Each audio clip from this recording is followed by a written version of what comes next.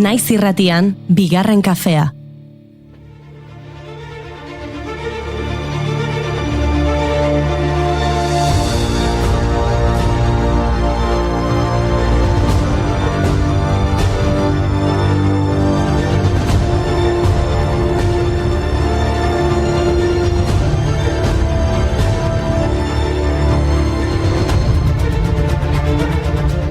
Egunon eta ongi etorri bigarren kafera. Gaur da, bai, azaroak 19, iritsi da eguna. Bazen garaia. Martxoaren 8 eta gizonen eguna noiz galdetzen duzuen gizonkote guztientzat.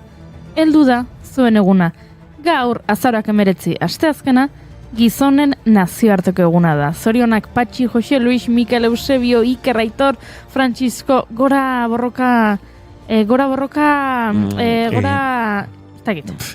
Azaroaren 19 ospatzen den gizonaren nazioarteko eguna 1982an ezarri zuen Thomas Auster irakasleak Missouri Kansaseko Unibertsitateko ikasketa maskulinoen zentroko zuzendariak. Bere aitortza globala 1989an hasi bazen ere, data horrek garrantzi handiago hartu du azken urteotan maskulinitateari eta gizonek gizarteari egiten dizkioten ekarpenei buruz hausnartzeko aukera gisa.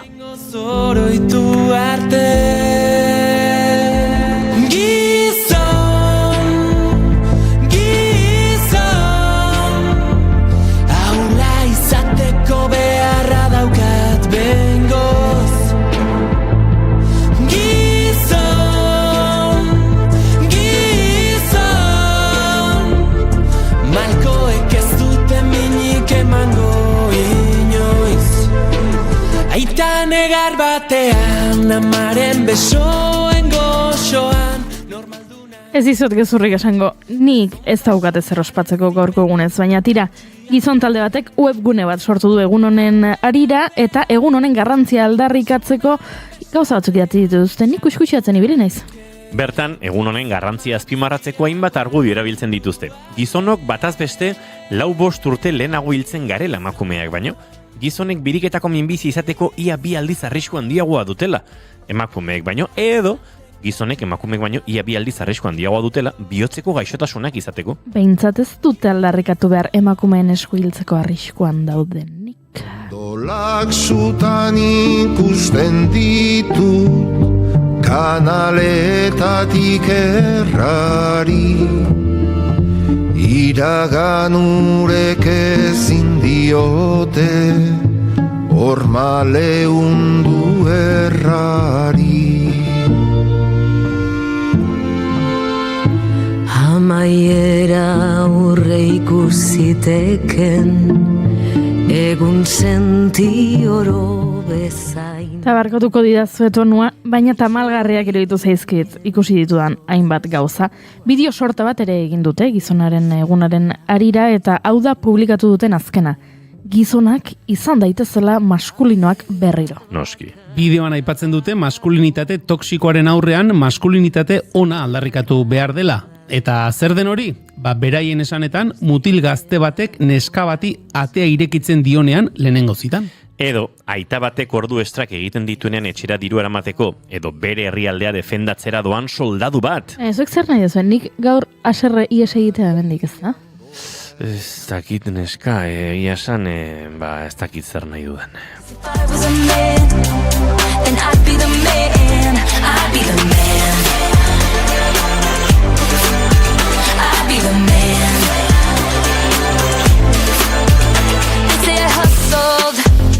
Put in the work. They wouldn't shake their heads and question how much of this I deserve. What I was wearing, if I was rude, could all be separated. Lasai Goiuri, eguna ospatzeko hainbat proposamen egiten dituzte webunean, tartean sariak banatzea. Editatu daiteken txantilloia ere badago. Tira, banatuko ditugu sariak? Lehenengo saria botere gehiegi eta gaitasun gutxiegi duen gizonarentzat. Hainbat izen aipa genitzake, baina bat aukeratu dut. Javier Milei gaurko egunez irabazi zituen Argentinako presidente izateko hauteskundeak. Merezitako saria bai esan, badakizue duela hilabete batzuk Davoseko ekonomia foroan zer esan zuen? Zer esan zuen? Feminismoa, anistasuna, inklusioa, ekitatea, inmigrazioa, abortua, ekologismoa eta genero ideologia direla bere etxai nagusiak. Milei, ez didazu inongo penarik ematen. Sin razón, un espejismo, medalla olímpica de oro al más cabrón. Tienes el podio de la gran desilusión. La decepción local rompe corazones nacional. Un terrorista emocional, el mayor desastre mundial. Es una perla, nadie se fía. Es una perla, una de mucho cuidado. Abortua aipatu dut, Mileik esan zuelako, bere etxaia zela eta hortik jarraituko dut. Emakume izan gabe, emakumeen gorputz eta erabakiez iritzi gehien duen gizonarentzat. Hauxe, urrengo saria. Ta sorpresa, sari hau ez da pertsona bakarrekoa eta transferentzia ezina, talde oso bat eman behar diot. Abortuaren kliniken aurrean emakumeek jazarten dituzten gizon guztientzat zorionak.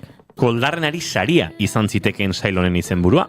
Gasteizen Askabide klinikaren aurrean konzentratzeagatik ustezko ertxapen delitu batengatik epaitutako 21 pertsonek ukatu egin dute pazienteak eta langileak beldurtu izana.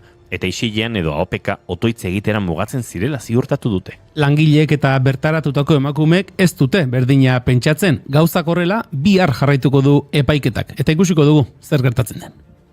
Pone impedimento, deja de ser un experimento, déjame ser otra cosa que no sea un cuerpo, deja de follarme con los ojos ya de paso, cuando paso por la calle sola en todo momento, porque me cago en todo.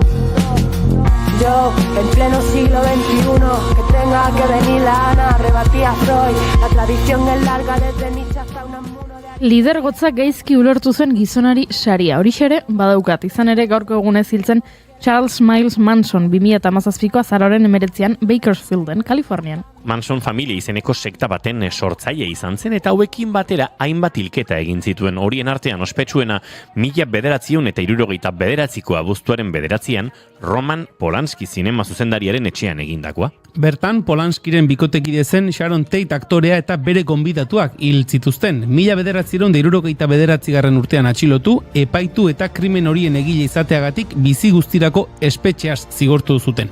Atxilotu zutenetik hiltzen eguner arte espetxeratuta egon zen.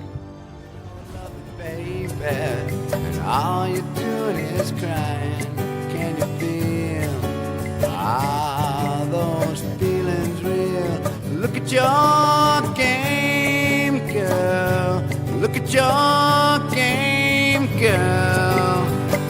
What a mad delusion, living in that confusion.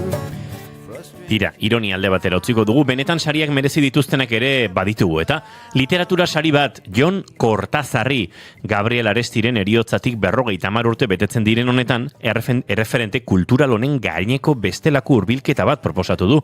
Ikertzaileak Gabriel Aresti, poesia eta gizartea liburuan. Aurtengo ekainaren amaieran Kortazarrek lauaxeta, poesia, artea, ideologia lana argitaratu zuen. Aurkezpenean atzo zehaztu zutenaren arabera hori da. Hori eta Gabriel Aresti poesia eta gizartea bikiak dira. Trabesoarekin defendituko dut nire aitaren etxea, besori gabe, zorbaldari gabe, bularri gabe, utziko naute, darimarekin defendituko dut nire aitaren etxea. Tira, horrela nahikoa ez da, gizonen nazioarteko eguna nahikoa ospatu dugu. Listo, ezin duzu esan, egun hau existitzen ez denik. Nik Bertino Osborneren kantua jartzen dugun arte, ez dut eguna ospatutzat eman. Bale, bagero jarriko dugu. Gainera, beste nazioarteko egun batzuk ere badaude gutegian, ez pentsa, Azaroaren 19 komun zuloaren mundu eguna da. Goiori ez egin txisterik. Denok ikusi dugu txistea. 2013an Nazio Batuen erakundearen batzar nagusiak erabaki zuen azaroaren 19 komunaren munduko eguna izendatzea. Guztiontzako saneamendua proiektuaren testuinguruan edateko ura eta oinarrizko saneamendu zerbitzuak modu iraunkorrean eskuratzeak duen garrantziaz jabetzeko kanpaina baten zati gisa. Orain bai, aurkeztu ditzagun gorko gonbidatuak. Eukene Larratek Yerba komiki liburuaz hitz egingo digu. Gatxotun zain letonak doinuetatik aratago tartean abesti ugari gomendatuko dizkigu. Eta Bisaiak taldeak elkarrizketa akustikoa eskainiko digu. Entzuleok azaroak 19 ditu gaur eta asteazkena da ongitu herri guztioi bigarren kafera. Naiz irratian zarete.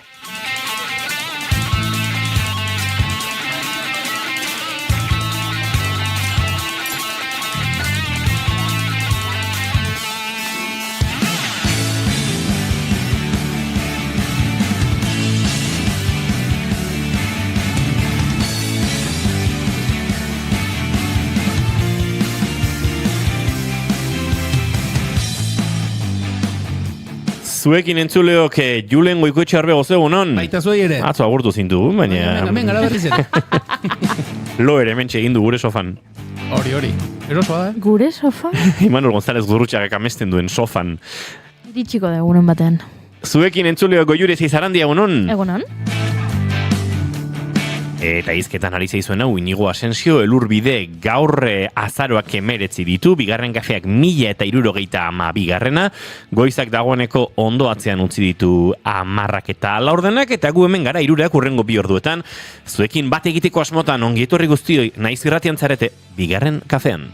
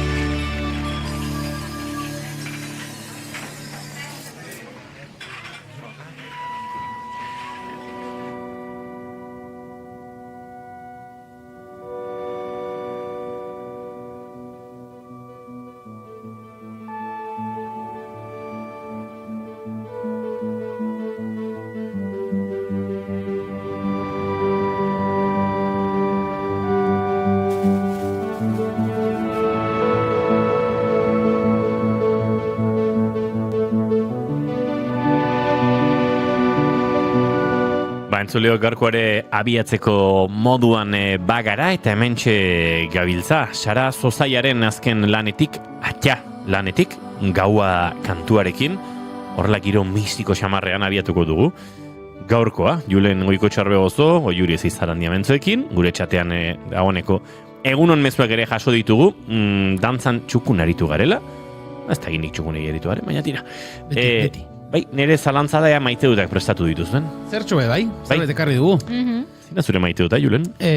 Tira, ez dakitzuik gertatzen zaizuen, inguruko norbaitek, gertuko norbaitek, lagunen batek zerbait ateratzen duenean, edo zerbait sortzen duenean, ez dakitzen liteke, bueno, gauden urtegaraia kontuan izan da, diskoren bat, liburu bat, antzeko argitalpenen bat, ez dakite, hori irakurtzeak edo hori eskuartean izateak sortzen ote dizuen alako irrika bereziren bat, gertatzen ote zaizuen, gertuko norbait denean tartean dagoen akaso beste norbait, gertutasun horrengatik edo beste norbaitenak baino irrika gehiago sortzen ote dizuen, eskuartean izate horrek.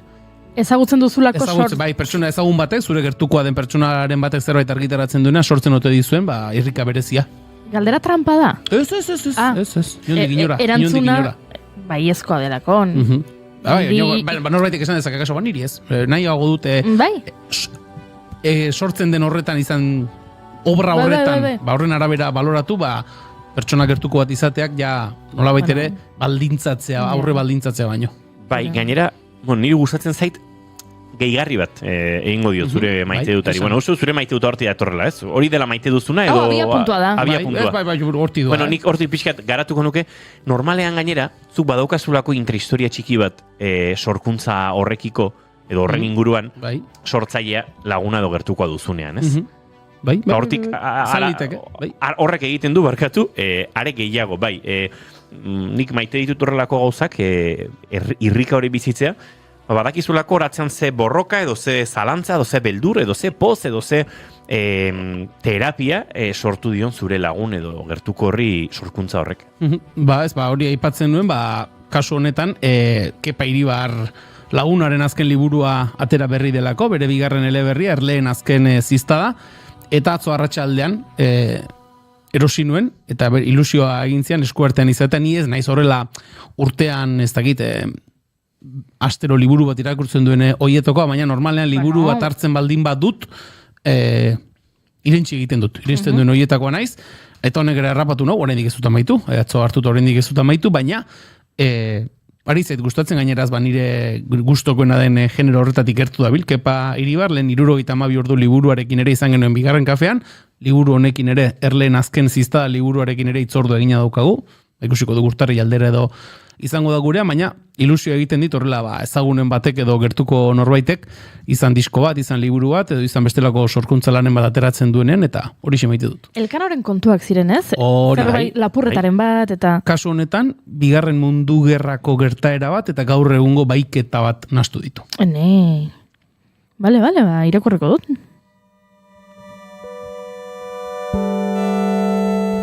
Guk Sarazozaiaren giro honetan jarraituko dugu. Nik bidan maite dut ere, bi maite dut dauzkat, baina lehenengoa Julenen ari lotuko diot, ze juntatu zaizkit gustoko ditudan bi irakurketa, eta nik bai ez dudala hastean liburu bat irakurtzen, baina bai urrengo bi asteetan, igual liburu bina irakurri beharko ditu dala. Onartu bara daukat, irakurtzen errexak diren liburuak direla, alegia. Horriko puruari edo testuari erreparatuta behintzat, ezta? Bata, atzo Elkar argitaletxeak helarazi zigun Euri eta Ateri Alaine Agirreren eta Jolanda Moskeraren ilustrazioak dituen lan hau. Alaine Agirre gurekin izango da Durango kazokan, duela gutxi esan ezinen kontzertu baten ostean aritu ginen, asko estimatzen dudan idazlea da, eta lan hau aurten kaleratu du duela jabetetxo batzuk, dagoeneko, uda aurretik esango nuke. Aurretan erabentzako literatura bezala nolabait tipifikatu dute, baina berak dio gaia erabat unibertsala dela, eta badut gogoa berari heltzeko. Esan da bezala, ilustrazioak dituen liburu bat, nolabait irakurketa hori ere, beste esparru batzutan ere elikatzen duena. Nik asko oso gustoko ditute horrelako lanak, eta ilustrazioiek nolabait sorkuntza literari hori edo eskaintzen diotenak, eta bestea, eta bai da laguna, Alaine Agirre ezagun eta estimatzen dudan sortzaile bada, baina atzo ez gaur, Aritz Bieitesek ekarritako liburua, Kontua eta Zikina, Euskal Pop Noir bat. Nago, esaldi honekin... Euskal Pop Noir. Bai, esaldi honekin hiltzatuta. Gero Eukene Larrarte datorren ere aipatu behar diot, ze berak gaur gainera, olako novela grafiko bat dakar. Eta, badakit, han Italian aritzi bisitan egon nintzanean bazebilela ilustrazio lan hau osatzen, eta egia esaten nahi baduzue, enekin oso ondo norontzko bidea zuen, nik ikusten duen ilustrazioak oso onak zirela, ilustrazioiek animatu ere egiten zituela, eta pentsatunen inoiz ikusentzunezko alorrean erabilgarri izan zitekeela, baina Aritz Bieitez, zuzenbidean lizentziatua da, gizarte ekonomia solidarioan masterra egin zuen, Euskal Herriko Unibertsitateko irakasle lanetan zegoen, Italiara iritsi zen, eta ez dakit, noiztik, baina margutzen hasi zen, talentu hori bazuelako noski, ikaragarrizko talentua dauka, ilustrazioak zoragarriak dira, eta gaur bertan helduko diot honi, ostiralean gurekin izango delako Aritz Bieitez, eta entrevistarako behar bezala irakurriko dudalako. Baina, hemen, olako, dedikatoria eta guzti utzi du, eta beraz, Julen, irrika hori nolabait konpartitzen dut, eta zure maite dutari, gehi bat egin nahi nioke.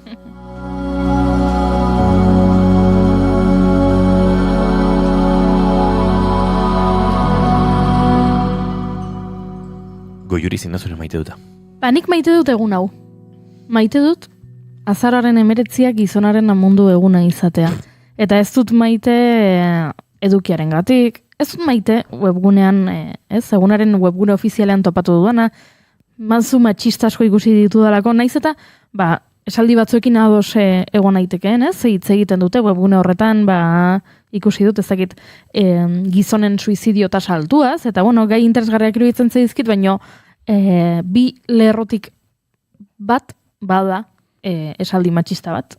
Hala, iruditzen zaite behintzat, hala uste dut behintzat, baina hala ere, maite dut egun hau existitzen dela, ze horrela martxoaren 8 bueltan inguruan ditudan edo inguruan ez egon, baina zarata asko egiten duten gizonek, eta gizonaren mundu egunan noizko esaten dutenean, erantzun dezakedalako. Begira, azauraren 19 da, eta nahi badezu eta hain garrantzitsua balin bada, zuretzat horrelako egun bat egotea, eta hain garrantzitsua izango da, zen martxoaren 8 da, eta hemen zaude egun horrekin matraka ematen, antolatu itzazu gauzak, edo egitarau potolo bat, egun horren arira, baina jakin dezazun, gizonaren mundu eguna, bai, existitu egiten dela, eta azaroan dela, eta orduan, egun honen sorrerarekin agian ez nator bat, baina existentzia honek ematen dit nolabaiteko postasuna, bereziki gizonek ez dutelako ezagutzen egun hau, eta bereziki esaten dutenean eta gizonaren eguna noizko ez dutelako espero zuk data zehatz batekin erantzutea. Nik gauzat esan barri zute. Datorren urtean entzuten ari bada norbait eta zuk animatu baduzu ospakizun bat egitera gaurko egunarekin, jakin ezala Julen da biok ezin dugula, konpromiso bat daukagula. Ezin dugu. Hemendik urte beterako zerbait daukazute? Bai. Sarrera hartu ditugu. Izan zitekeen. Ez dago gola parte hartzeko gogorik alegia goiuri, etzarela harrapatzen ari. Ez dut harrapatzen. Nio, sarrerena gozatu zait, izan zitekeen. Izan zitekeen.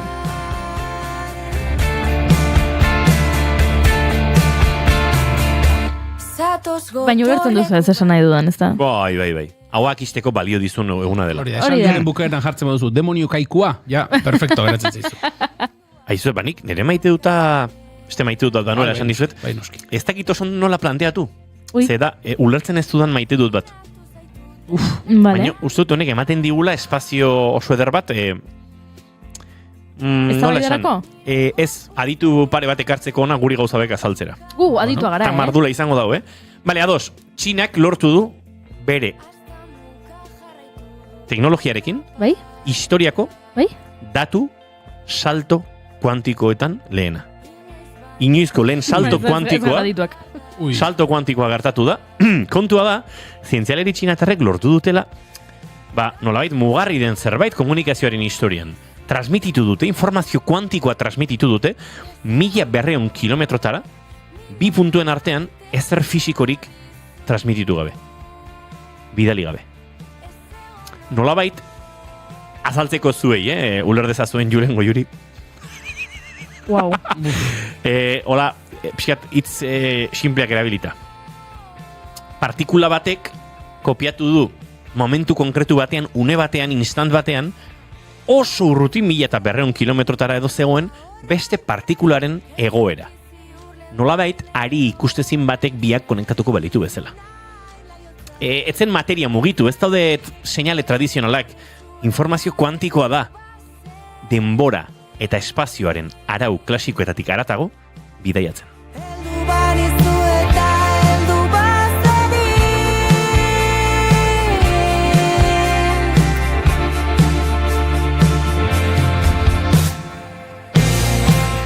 Jarrainezake data geopolitika aldizkariaren artikulu hau, oso ondo itzultzen ari naiz bide batez, ez dute itzulpena prestatu eta nahiko txukunari nintzen itzultzen, kontzeptuek. Galdera bat egingo dizut, nire interpretazioa edo egiteko, beldurtu egin behar dugu, honekin?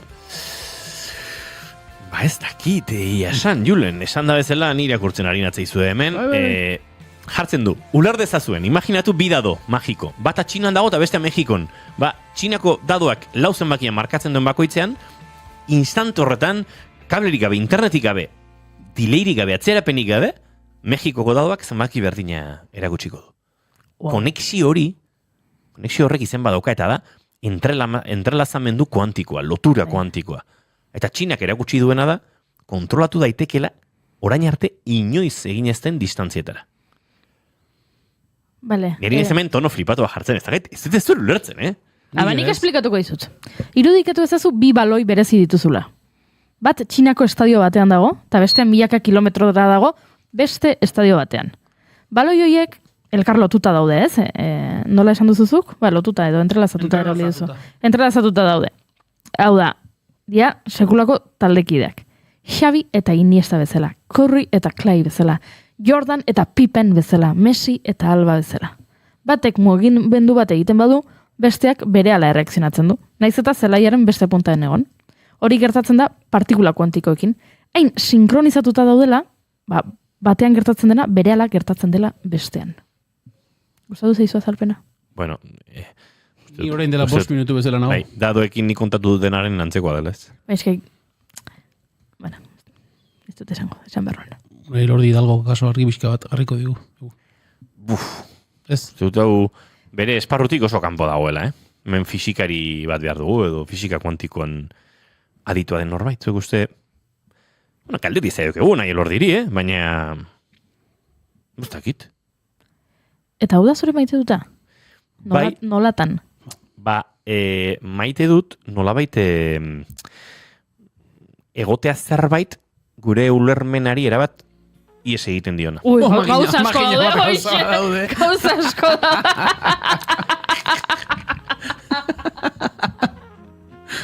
Haze totola da parea. Horregatik, ez dugulako zer ulertzen, totola dutxa, gara? Jesus! Ulertzen ez dugun leheneko gauza balitzezela. Piskat kuñadistiko ari zaizu egatzen hau, Ez dakit izango den gaur azaroak 19 dela eta gizonaren mundu eguna. Ala behar du egun nahi. Brigitte Bardot pixka bat urrengo 2 minutuak egiteko, entzuleok eta segituan euken elarrarti izango da gurean. Idatzi, norbaitek fisika kuantikoan aditu bali mazarete eta parte hartu nahi baduzu gurean, gustora entzongo zaituztego. Batez ere gizonezkoak bazarete, ze gaur azaroak emerezia. Broma da, entzuleok. Toi tu étais ma vie et même un peu plus, tu étais l'amour. C'est un jour comme un autre et pourtant tu t'en vas. Tu t'en vas vers une autre sans me dire un seul mot et je ne comprends pas. C'est un jour comme un autre, mais moi j'ai mal de toi. Moi qui riais des autres, aujourd'hui c'est vous deux qui devez rire de moi. Toi, tu prends à jamais tout ce que j'espérais. Toi, tu me prends la vie et même un peu plus, tu me prends l'amour. C'est un jour comme un autre et pourtant tu t'en vas. Et pourtant tu t'en vas. Et pourtant tu t'en vas.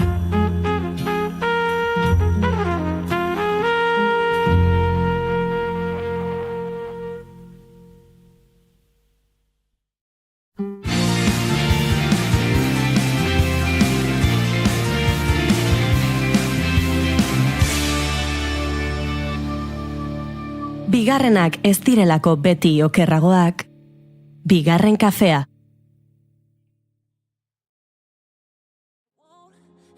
By my side, why does it feel right every time I let you in? Why does it feel like I can tell you anything?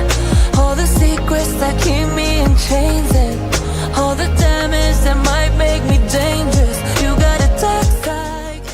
Koreara bidean egingo dugu gaurko lehen bidaiantzuleok eta horretarako gurekin daukagu Kenel Arrarte Hierba Keumzuk Gendrik Kimen lana, novela grafiko edo komikia, nolabait aitzaki hartuta, komikia errealista, jarriko gara, hainbat jarrera sozial eta politikoei begira, eta baita, hainbat gertaera biografikoei Koreari begira K-poparen giroan jarri hoi gara, gure lankide Aiora Mojikaren eskutik, baina gaur liburu batek edo esan da bezala, novela grafiko batek eramango gaitu, bertaraino Kenel Arrarte egunon, eta ongi etorri? Egunon, bai.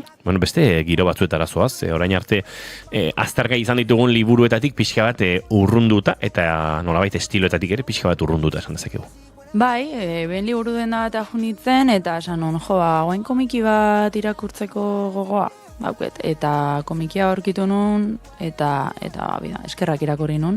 Guain esan marrauka eta deialdi bat nahi etin, norbaitek daukan, o norbaitei utzi nion komikia hau, ez eta aurkitzen, eta benetan ilustrazio zoragarri hauzke, eta bilan abildaz eta aurkitzen, orduan norbaite bat dimauka, mesedez, itzultzeko. Entzuleok, badakizue, norbaitek balin badauka hierba, ekar dezala bide batez, atzo bisitan etorri zen, aspaldiko lagun bat, Aritz Bieites Ezeizabarrena, ostiralean gurean izango da, entzuleok, kontua eta zikina, euskal pop noa bat, Iztu eta Azurmendi tarrekin, Ibai Iztu eta Azurmendi eta Eneko Iztu eta Azurmendirekin, ondu duen lana, gurean izan genuen Aritz Bieites, Italian bizi da aspaldi honetan, orduan ere aurreratu zuen, zebiela, novela grafiko baten sorkuntzan, eta nik, irakurriko dut, ostiralerako irakurri beharra daukateuken, eta gero utziko dizut jakitun empatiatik gerozuk itzuliko diazula. Ez didazula zuri egiten ari zatzaizun bezala, norbait egiten ari zatzaizun bezala, ari zaizun bezala barkatu, gero iskutuan liburu horrekin zure etxan etzarela geratuko. Bueno, ez dizut ezer prometituko, baino egia da liburu bat uztetenen politia da, utzi eta ez paizu itzultzen ere baita, berdin du, baino bakizu badaude batzuk kutxunak diena, eta hau komiki hau, bere ilustrazio hauekin netzako oso kutxuna da, horregatik da. Orduan, esate baiazu, oso kutxuna dela zutzako komiki hau itzuliko izut, bestela, ez ditu zin egiten. Bueno, kontu eta zikina honek irakurtzen hasi behar dudanak dedikatoria eta guzti dauka. Eske honea etorri eta baten etortze zaizue pertsona bat, komiki batekin, eta dedikatu itaizue, nahi hau etzai gertatzen. Nire lagun Inigo Maiteari, abentura zale sutsua talento handikoa, mil esker bihotzez, Aritz, haizu, ze polita, oso. Bai, gustoko ditut horrelako sorpresak eta tira, liburu honen inguruan, txalapartak argitaratu eta Durangoko azokan ere, ziurrenik Iztu eta Azurmenditarrekin aztertzeko moduan izangoaren liburu honen alde grafikoari, ostiralean erreparatuko diogu. Baina hierbaz ari ginen euken Larraterekin, eta hierba berezia da zuretzat nolabait, ez da edonolako novela grafikoa, baduelako batetik komponente historikoa, bestetik komponente sozial hori, eta era berean, mingarri egin daiteken, kontakizun bat, ez? Bai, eta gaina gertatzen dana da, zu liburu bat irakurtzezunen ilustrazio gabe, marrazki gabe, dena zure imaginazioan doa, ez? Protagonistak imaginatzen dituzu, ingurua imaginatzen duzu, atmosfera dana, baina kasu honetan ilustrazio zeuden, eta benetan asko transmititzen komiki bada, eta azken baten kontatzen du, gaur izenekin komerikoko ditut, koreanoz daudelako, baina saiatuko naiz, kasu honetan Lee Ok-sunen bizitza kontatzen du.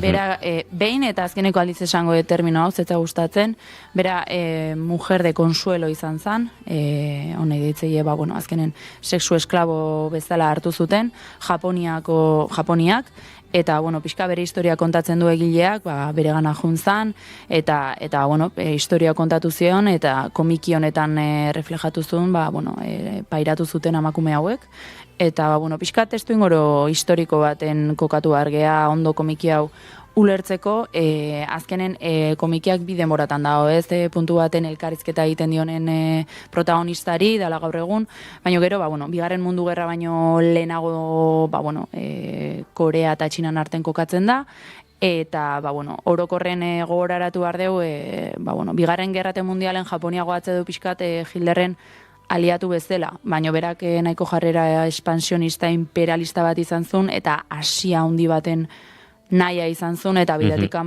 sarraskiak herri etxe jabetza pribatu pila bat aurretik eman zituen, gizakekin esperimentu bortitzak baiten zituzten, torturak, gerra edo genozidio batek egiten duen guztia egin zuen, eta, hortan, kokatzen geha pixkate testu inguru horretan, ez, eta, gure protagonista korearra da, eta, Japoniarrek ideia izugarri bat izan zuten, eta euren soldaduk pozik mantentzeko eta beren tropen moralari eusteko armadak kontsolamendu estazioak asmatu zituen. Horti datorri zena, mujeres de consuelo, edo comfort women inglesez ere baita, gaur egun ere baita gaina interneten eta barre bilatzen jartzen zean egondikan termino erabiltzen da, eta esan kistona morrua mateit.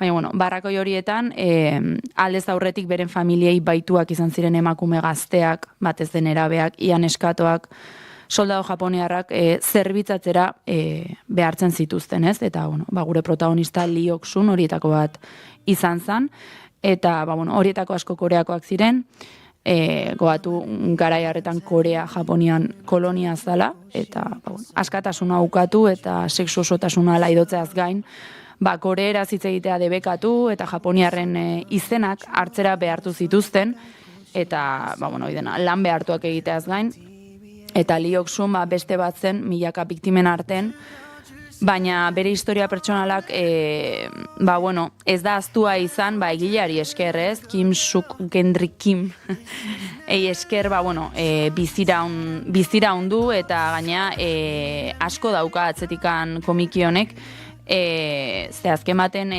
idazleak idazteko eta kontatzeko modu partikular badauke, emakume hauen historia oso benetan gogorra da, baina komikiaren egileak indarkeria fisiko eta sexual esplizitua saiesta erabaki du. Beak lehenengo aldiz novela bat ateazun, eta benetan damutzen da, violentzia eszena hori. Visual daudenez. Gaina gaur egun uste dut asko maten dan gauza dela, ez? Plataformetan, guain, ze gertatzen nahi da killer serial hauekin, ez? Esplizituki agertzen dira erailketa, atrozidade, tortura hori denak, eta gaina, pixka bat sozietateak emateu, hori ikusi nahi duela, ez? Pixkat morbo horrekin gaur egun pelikuletan, serietan, zaizu irutzen, Damerren seria goatzen naiz, Jeffrey Damerrenakin. Eztabaida bat badago, horren inguruan ere baita, eta berak hori saiestu nahi izan zuen komiki honen bidez, beak esaten du, autore batek indarkeriazko eszena bat edo bortxaketa bat marrazten badu, bere basakeria salatzen ari da, bai. Baina biktimek irudi horiek ikusiko balituzte, gertaerak berpiztuko lirateke, eta liburuaren egilearen bigarren eraso bat jasatea bezala izango litzateke.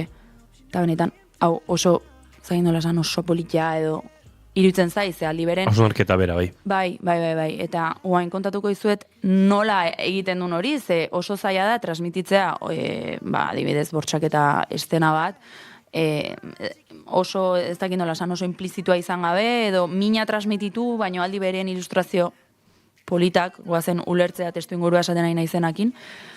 Orduan, nola aurkitzen du oreka hori? Naturakin.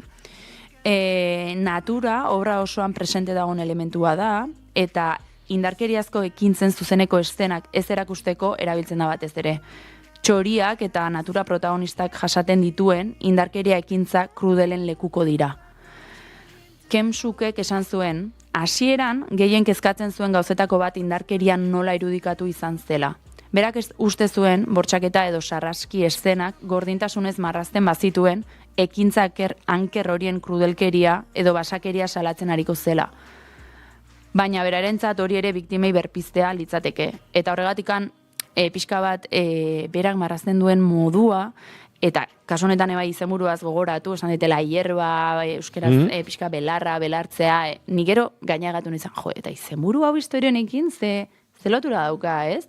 Eta, orduan, askotan erabiltzen du natura, gertatzen ari denaren metafora bezala. Hala nola, soldaduak loreak zapaltzen edo belarra emakumei egiten dieten kaltea simbolizatzen du, hortako erabiltzen du. Bai, orduan, berak natura aukeratzen du, Lee Ok-sunek berak askotan aipatzen ziolako bere jaioterria, mendiak, ibaiak zema botatzen zituen faltan, bertan zegoenen rekrutatuta, ez? Eta horregatik obra irudia atseginez betetzea erabaki zuen, adineko emakumea txikitan bere etxera gorarazteko. Era berean, naturak infernu horretatik bizirik atera ziren emakumeen erresilientzia simbolizatzen du bere historia kontatzeko. Eta benetan polita da, orduan nahi txokatze ziten, zenik bukatu nun komikia, eta esan nun, ze politia, eta esaten, nola politia, zekizun historiko gorra da, ez, baina lortu du ilustraziokin, zugeatzea, eta seguru nao, ze pena bada, baina, protagonista aurten maiatzen zendu zan, 80 urtekin, eta, seguru nao komikio ikusi zula, eta behintzat bere oroitzapena, bere traumak, bizitza oson, behakin ondianak, pixka beste ikuspuntu batetik ere, eta esango zu orduan izenburua, natura esan deu, belarra, belartzea, ez zer ikusi dauka, ez? Naturaren gaiarekin lotuta da onoski, eta une oro Lee Ok-sun bere une on eta txarren bizitzaren lekuko da. Egileak nabarmendu duenez, askotan emakumeak loreekin alderatu izan dira, ez? Bai lore politak, ederrak direlako, bai kalabaza loreekin hain ederrak ez direlako. Batzuetan lorea bere garbitasunaren edo birjintasunaren sinonimo gisa erabiltzen da. Halare, konparazio hori guztiak ikuspegi maskulinotik egin dira. Emakumea objektu gisa ikusten baitu beti. Ta orduan, idazleak ez zituen emakumeak lore gisa erretratatu nahi izan. Emakumeak indartsuak direla eta bizitzaren agonia eta zailtasuna gorabera altxatzen direla erakutsi nahi zuen. Horregatik du liburuak belarra izenburua. Zapaldu ondoren jarraitzen duen belarra bezala. Eta are indartsuago hazten da. Abusua jasaten dituzten mundu osoko emakumeak, ez bakarrik komikikoak, altxatu egiten dira. Eta jasan dituzten nekeen ondoren bizitzen jarraitzen dute. Bere hitzetan, emakumeak samurrak dira eta aldi berean zapaltzen dituen guztiari eusten dioten belarrak dira. Wow. Wow, Bai? Baina hori adibidez nien itzan konturatu, noski. Ni bai kontuatzen itzan, badaude ilustrazio ugari ikusten dela soldadua nolari dan belar bat zapaltzen, ez? Eta badatorre indarkeria estena bat, eta belarra ikusten da, eta belar nola zapaltzen duen, eta ondoren... Badago insistentzia visual bat horretan. Bai, eta bueno, gero azken baten baita, ez dugu aztu behar, ni pixkat kuskusiatu dut, zen pertsonalki ez dut gehiegi ulertzen artea, pixkat estilo artistikoa buruz, edo ez dakit nola esan, ez, eta kasu honetan internetera jo nune baita, eta berak gaina nahiko kuriosoa da, ze Koreako meok izeneko tinta tradizional batekin dago pintatuta, eta pintzelak, belakiak, eta arrokak bezalako tresnak erabiltzeitu, eta berak ezkenen txuri beltzez dago komiki guztia, eta beltza gehiago erabiltzen du ikara bat edo tentsio bat sortzeko, baina abstraktua izateare erabiltzen du, benetan da izugarria komiki hau. Eta, gero gaur egunera etorrita azkenen, pixkat memoria historikoa eta barkamena, ez? Gaur egun emakume hauek ez dute barkameni jaso. Eta guenikan Korea eta Japonen arten da on tirabiratako bat gai hau bada, eta epaitegitara jundia, biktima bat baino gehiago, eta epaitegietan irabazi dute, eta indemnizazio bat jaso dute, baino biktimek diotena da, bereek ez dutela, kasu askotan bezala, ez, eta memoria historikoan gertatzen, ez den nahi diruan ibarkamena nahi dut. Eta protagonista zendu baino lehen berak esan zuen, ni mujer de consuelo, beak, hola esatezulako ezpa naiz, orduan zer izan naiz. Nik behar dut errekonozimendu bat, onarpen bat, barkamen bat, Japoneko agintarien eskutatikan, eta oaintxe bertan erregistratuta behintzat, bakarrikan 7 emakume geratzen dira, eta benetan esperoet justizia eitea emakume hauen gati, baina behintzat egileak eginduna opari bat izan da, eta benetan basalaketa politiko bat, sarraski honen aurren.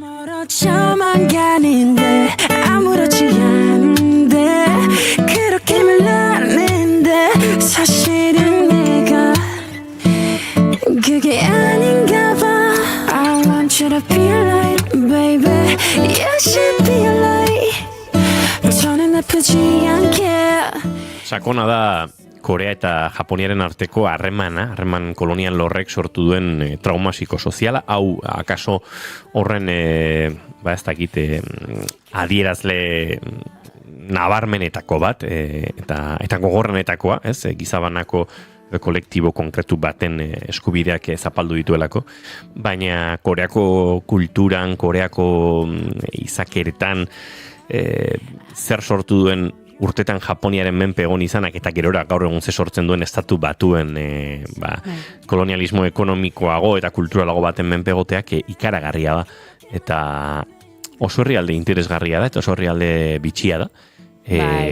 Baina batzutan hori faltan bota dakioke nolabaiteko nortasun finkoago bat, nortasun nabarmenago bat, euren kultura zila delakoaren arrasto batzuk topa daitezke eta harakatu egin behar da, baina norbaiteke Koreara bidei bat egingo balu gehiegi harakatu gabe, topatzen duena Japonia janki bat da.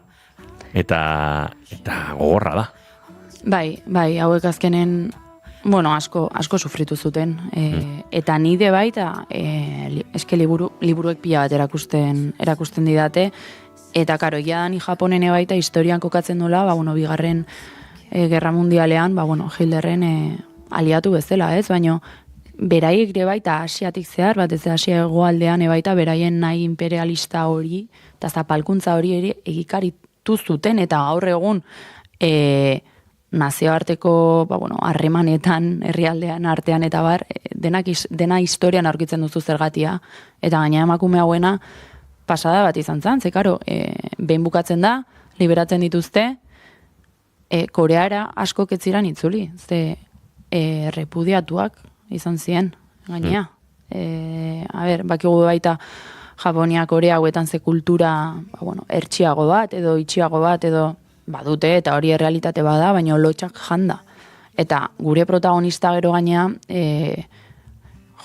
aldarrikatzaile baten bihurtu zen, mundua rekorritu zuen, bere 80 urtekin Txina juntzan, aldarrikapenak egitea, eta figura oso importante bat izan zen, baina zendu da barkamen bagabe, eta nik uste dut, Espainien baita memoria historiekin, diktadura frankistakin, eske berdina da, berdina da gertatzen, eta gero ere baita azkenen, nik uste dut, azkenen gerran goatzezate lasistenta liburun ustetzara, ez? Etxeko laguntzaien eta barren, lana, etzala, gero denborakin etzala apreziatzen, ez? Soldaduak eta gerra juntzianak eta gizonak. Kasu honetan berdina gertatzen da. Azkenen, hoi izan zanen, hoi gertatu zanen, emakume hauetaz aztu egin gara. Nik oso gutxinekin bere buruz, eta gaur egun aldarrikatzen dena da, eta gileak debaita honekin lortu nahi duna, adibidez, behar esatezuna, ikastoletan, liburuetan, historia ikastezunen emakume hauek aipatzea. Zapalkuntza hondien giroan beti dago gutxitua eta aulago edo zartatuago dagoen kolektiboa zartatzeko eta kolpatzeko joera hori. Pentsa, momentu hauetan entzuleok, lenguan ere aitortu genizuen, Bilboko Itsas Museumen ari dira, eta memoria historikoa zeipatzen ari ginela ez, frankismoak Mendebaldeko Saharan zenolako biktimak utzi zituen, eta horren aitortza ere ez dela inoiz iritsi. Horregatik egiten nuen parekotasuna ez, kolonialismoare tartean dago, baina batez ere, kolonialismo horretan zapaldutako kolektiboek bereziki zailtasun gehi izan dituzte ondoren errekonozimendu historiko hori jasotzeko, barkamen eskara instituzional horiek jasotzeko, eta orain ari gara frankismoaren biktimen artean konturatzen eta detektatzen, eta hemen lan ikaragarria egin du, ikerketa horretan, Abdeslan Ahomarrek, preso eta desagertu Sahararren seniden elkarteko presidente da bera, liburu haue argitaratu du, lenguan gure entzulekin elkarbanatu genuen, eta ze gauza ez, norbaitek jarri behar du, nolabait lan hori egiten, guri helarazteko eta gizartean nolabait edatzeko, ez, badagoela horrelako, zor historiko bat, kasu honetan, hierba liburua kontatzen digun hori bezalako xea, keumzuk generikimek osatutako lan honetan, Liok zunen memoria jasotzen da, uste dute, omenaldi bat ere badela eta batez ere, nik uste interesgarria, nola azaldu duzu neukene, estetikoki ere zaintza hori ere egon dela, ilustrazioak, novela grafiko honen ilustrazioak osatzerakoan, badela, kontakizun historiko bat, bere fundamentua duena eta bere egiazkotasuna duena, era berean biktima kasu honetan pixkate erdigunea jarri duen, ez? Eta gaina, irakurketara, pixka bat kostatzen zaion jendeari, ez? Ez dakite luzeagoak direnak edo danadalakoa, komikien errekurtsoa hor dago, hori ere irakurtzea da, marrazkekin desberdina da, kiston esperientzi polita dare baita, eta animatzen den jendea baita komikitara, zuk esan dezuen komiki berri hau ere baita erostera gomidatzen den jendea, ze harinak die eta irakurtzeko beste modu bat da baita, eta askotan irutzen zai daudela pixka bat literaturan, ez dakit nola esan bigarren maila baten bezala, eta ez sekulako lana dago, ilustratzaileen lanare baita goro aipatu, zegoen uste eta dimen artifizialak beraien lanare baita pixka bat ari direla, ez dakit mehatxatzen nola bait, eta hemendikan edo zein esan, ilustratzaile grafiko odanadalako bat behar badute pertsonaren ajoteko eta ez adimen artifizialera mesedez. Eta kasu honetan, nire arte ditu didana izan da, ez? Belarra, bezalako izenburua, belarra nolakoa baino gehiago berdea irudikatzen dugu, eta hori guztia txuribeltzean irudikatzea, elementu naturalak ze irudikatzeko erabiltzen dituzte, nola erabiltzen dituzten, zuk esan duzuena belarra zapaldu, baina berriz ere hazi egiten da. Bai. Eta oso potentea iruditzen zetalde horretatik. Eskeze metafora politia eta goatzen naiz, eta benetan berriro esangoet, meneukiko baro komikia erakutsiko nizkizueke, marrazki batzuk pinetan zoragarrik, uste orein bat bazeola baten, oso politia zuaitzak. Mesedez, Yerbaren baitzaileak itzul dezala lehen bailen, itzul diezaiola lehen bailen eukeneri. Bueno, horrengo asten etorriko naiz, aste barruta esango aurkitu bet etxen dukan, bale? Nik onartuko bet, hola balin bada, bale? Bueno, igual baitzaia zuzeu zara, hau baitrama, Hemen badago beste novela, bai. Euskal pop noir bat. Izenburu ona eman dioten, kontua eta zikina txalapartak argitaratu duen, eta aipatu dizugu, Iztu eta Azurmendik anaiek eta zera, Aritz Beitez berak, ondu duten novela grafiko honi. Esan dako, ostiralean Aritz Beitezekin gehiago ezagutzeko aukera izango dugu, baina niri euskal pop noa bat azpizen horrek, deitu egiten dizu, eta ilustrazioak behintzat ikaragarri ederrak eta interesgarriak dira. Bai, detaile askokin, kolorekin jolasten du, ni izan aurreatzeuna, baino bai, jolasten du horiarekin, beltzarekin, burdinantzekorekin, eta listo hortxotzikot. Hortxotziko du. Gaizu, K-pop giroan aritu gara azken minutuetan, baina uste dute belarrak ere, euskaldunak bagara matzala beste giro batera, ze izenburu ere izan da, nolabait, bengo artistaren azken diskorako, eta belarratik abestitxo batekin egingo ditugu urrengo minutuak, zuekin entzuleok, laister jarraitu aurretik. Hementxe, ez zu gehatu ezkeo.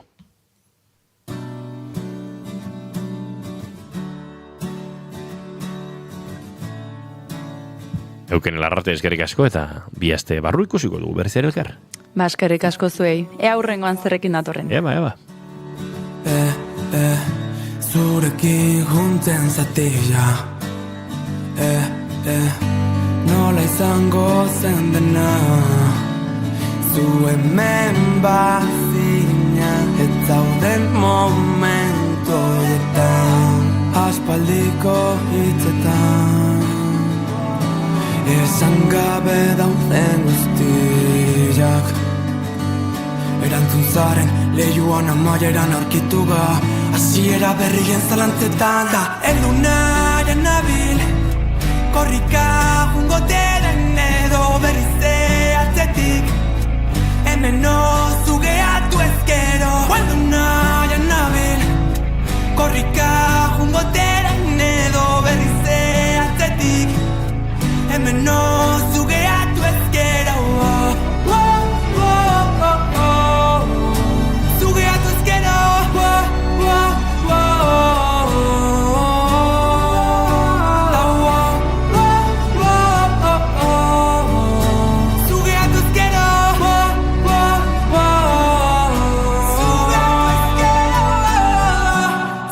horren falta izan, zurekin juntzen zatila,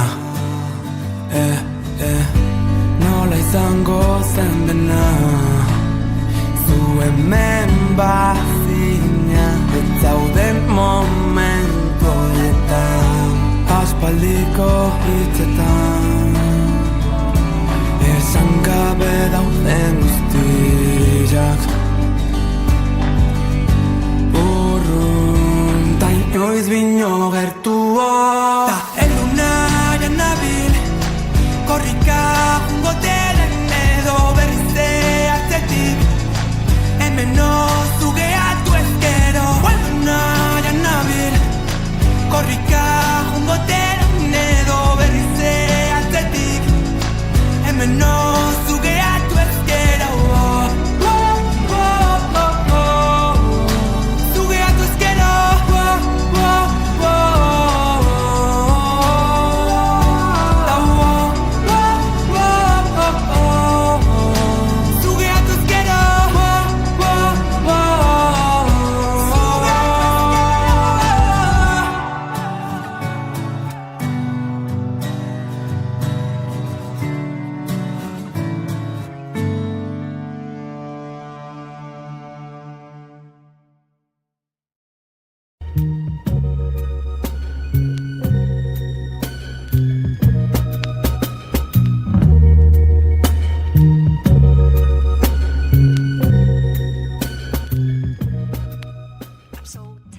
Ongi etorri entzule doinuetatik haratago saioaren atal berri honetara. Badakizue, astero hemen biltzen garela doinu berri batzuk ezagutu eta gure belarriak goxatzeko. Aste honetako lehen gomendioa Hollow Cops bikote australiarra izango da.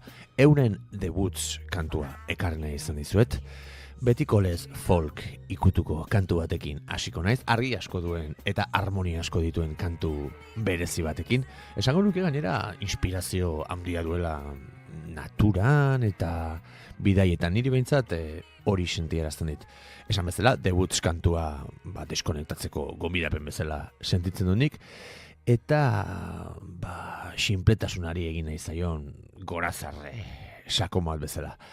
Gitarra beroak ditu benetan, erritmo lasaia eta halako bake sentsazio berezi bat transmititzen duela ere esango nuke. Beraz, aste honi hasiera emateko, Hollow Copsen debuts.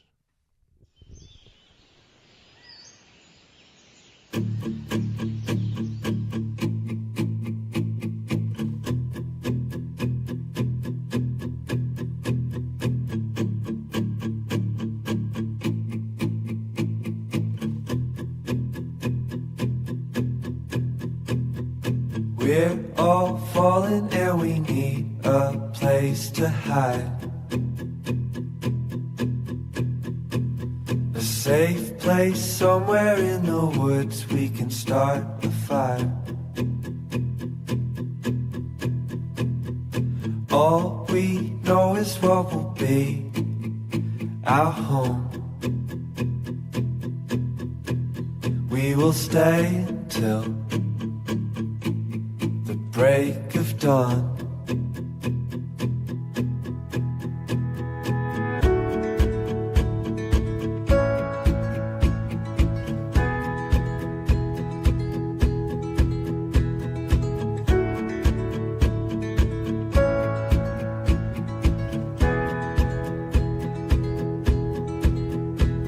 The cold night takes us to a place to escape the chill.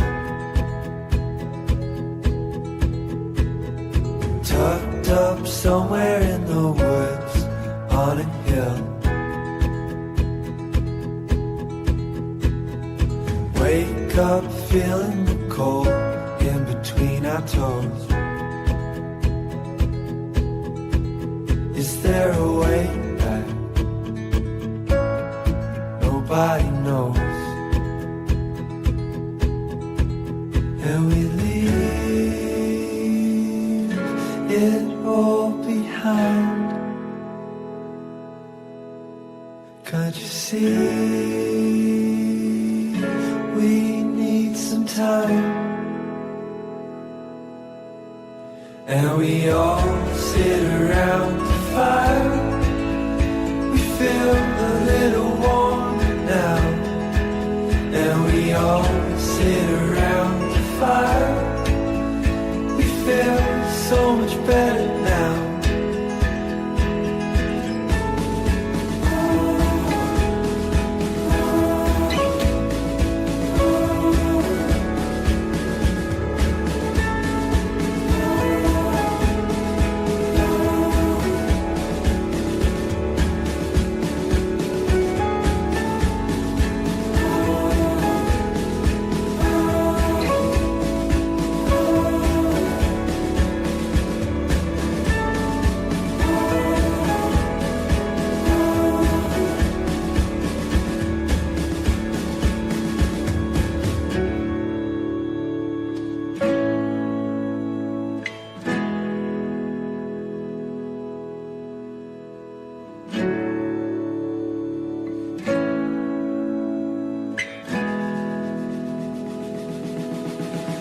And we all sit around the fire.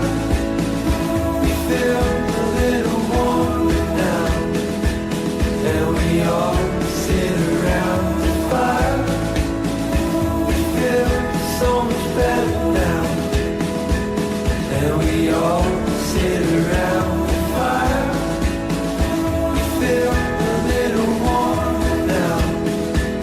And we all sit around the fire. We feel so much better now. Hor txentzun dugu Hollow Coves taldearen debuts kantu puska. Aste honetako bigarren gomendioa Lizzie McAlpinen Doomsday kantua izango da. Lizzie estatu batuetako kantautorea da, eta esango nuke bere ahots intimo eta batez ere emozio eta narratibaz betetako hitzengatik dela ezaguna. Izan ere, Lizzie eta Doomsday kantua horren adibide garbia da. Oso hizkuntza zinematografikoa duela esango nuke. Izan ere, esaldi bakoitzak atzean estena moduko bat edukiko balu bezala deskribatzen dizkigu egoerak, eta oso narratiboa da, esan dudan bezala bere musika folk ikutuak dituela esango nuke, eta interpretazioak beti goxoak eta lehen lerroetatik biltzen zaituztenak dira. Beraz, ezagutzen ez baduzue, hementxe Lizzie McAlpinen Doomsday kantua.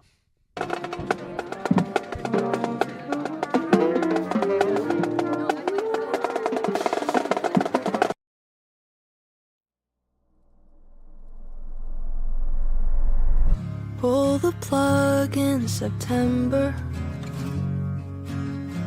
I don't wanna die in June. I'd like to start planning my funeral. I've got work to do.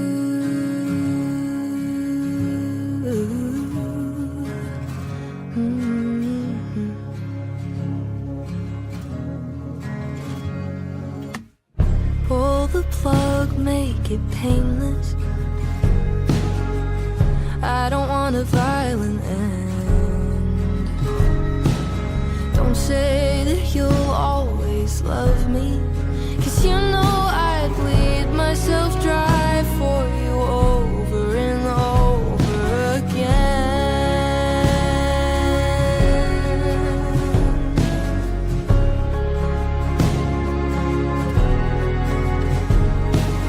Doomsday is close at hand. I'll book the marching band to play as you speak. I'll feel like throwing up. You'll sit and stare like a goddamn machine. I'd like to plan out my part in this, but you're such a narcissist. You'll probably do it next week. I don't get a choice in the matter. Why would I? It's only the death of me. Only the death of me.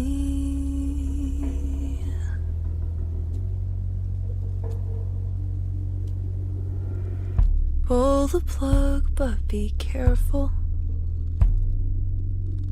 I don't wanna die too soon. I think there's good in you somewhere. I'll hang on till the chaos is through. Doomsday is close at hand. I'll book the marching band to play as you speak. I'll feel like throwing up. You'll sit and stare like a goddamn machine. I'd like to plan out my part in this, but you're such a narcissist. You'll probably do it next week. I don't get a choice in the matter. Why would I? It's only the death of me. Was so quiet, no friends and family allowed. Only my murderer, you, and the priest who told you to go to hell. And the funny thing is, I would have married you if you'd have stuck around. I feel more free than I have in years. 6 feet in the ground.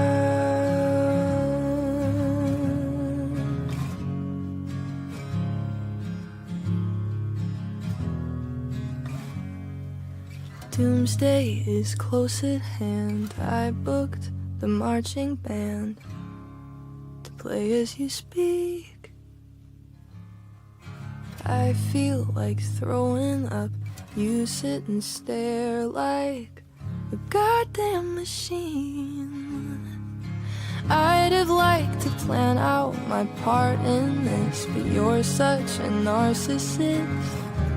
They did it on Halloween. I had no choice in the matter.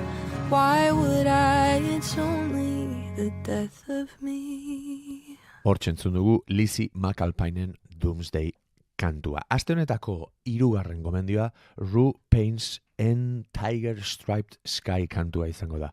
Rue Pains kantautore britainiarra da, eta bere estilo akustiko lasai eta ahots sakonagatik da ezaguna. Kantu hau, Tiger Striped Sky, halako hausnarketa poetiko bat dela esango nuke, zalantza guztien aurrean, argitasuna bilatzeko nahi hori ez, zeinek ez du bizi halako egoera bat. Eta beste behin, gitarra garbi xamarrak eta melodia oso goxoa da ere, eta horrek ambiente edara sortzen du, horregatik gustatzen zait eta horregatik ekarri nahi izan dizuet benetan. Esperantza eta lasaitasuna dario kantu honi, eta izugarri gustatzen zait, argatik ekarri nahi izan dut, ona asteko 3. gomendio gisa. Esan bezala, orain entzun gai, Rue Painsen Tiger Striped Sky.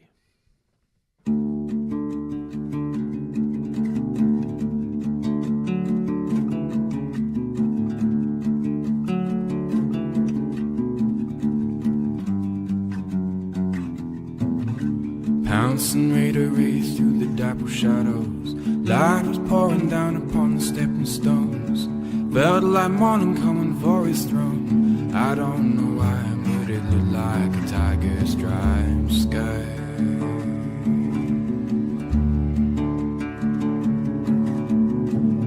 Well, half the world was pulling on its colors as nights turned the day to the hours. Glow was coming down, coming down. I don't know why, but it felt like a tiger striped sky.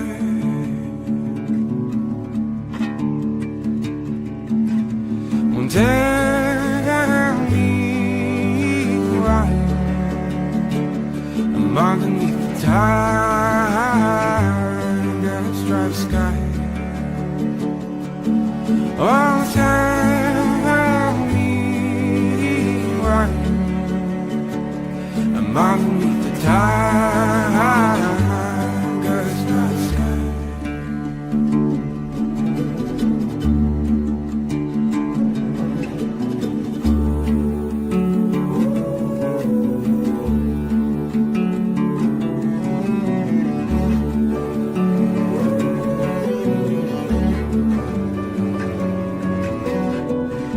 Tired of seeing adventures on a cafe wall. Think I'll take a turn from the known road. Think I'll write a tale of my own. I'm going southbound to where the ocean's flirting with the coast.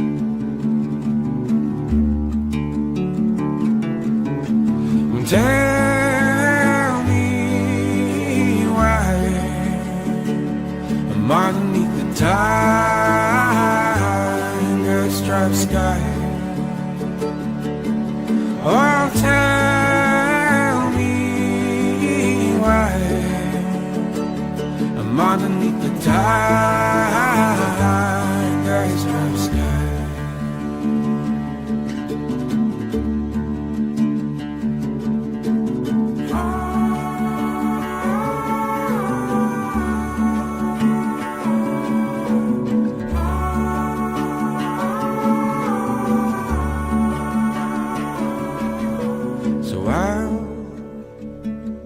Giving up my stripes, be painting with new colors, beginning with dark white. Oh, I've been giving up my stripes, painting with new colors, beginning with dark white.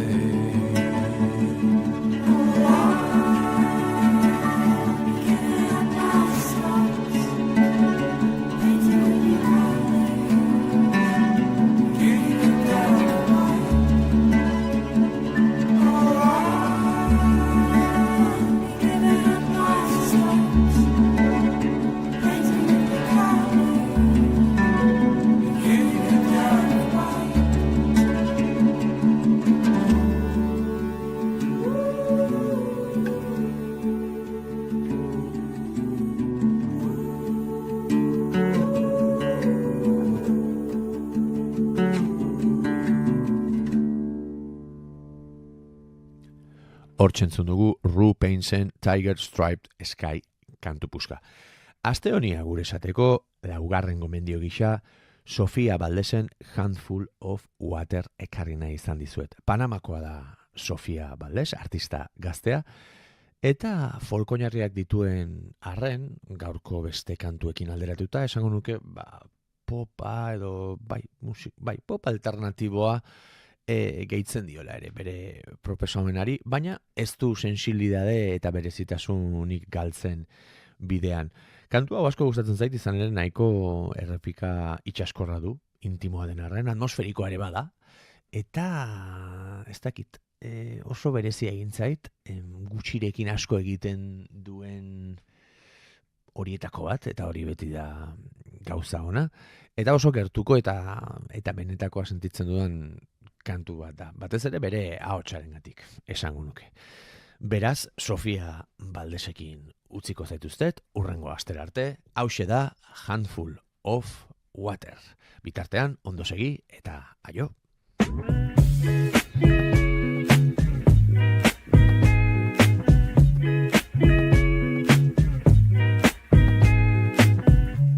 Lately I've been distracting myself, lock my door, but it don't really help. Tried so hard, pero lo que resiste persiste. Cannot feel it. No matter what I do, intention slipping through a handful of water that I can't hold on to. So I'm walking around, spilling feelings on the ground. A handful of water, a handful of water, a handful of water.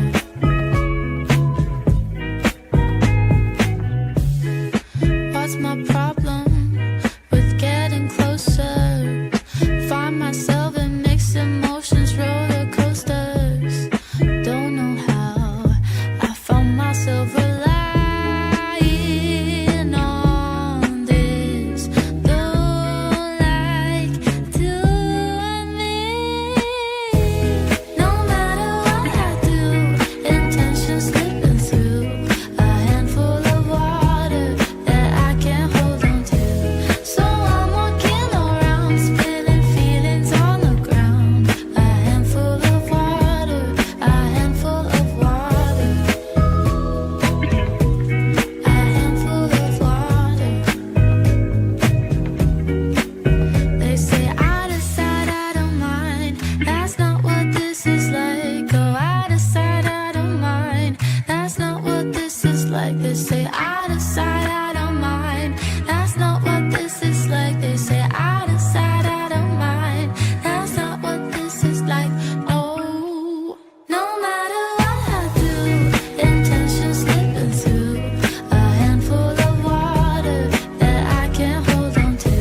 So I'm walking around, spilling feelings on the ground. A handful of water, a handful of water.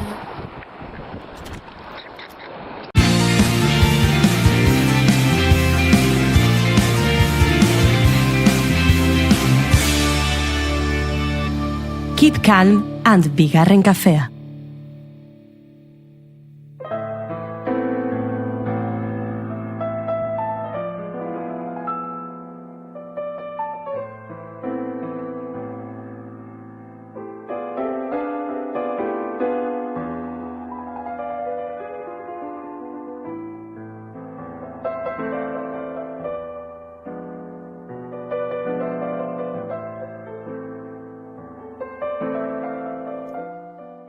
Lehen kafea hartu dut, tira, lehen hartu behar da bigarren izan dadin.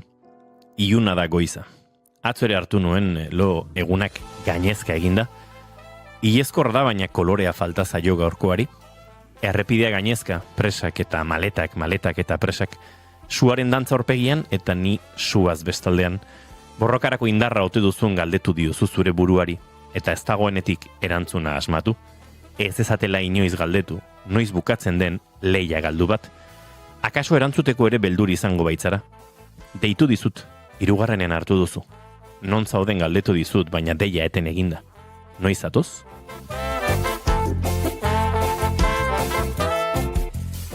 Hemen ere ez da erantzunik.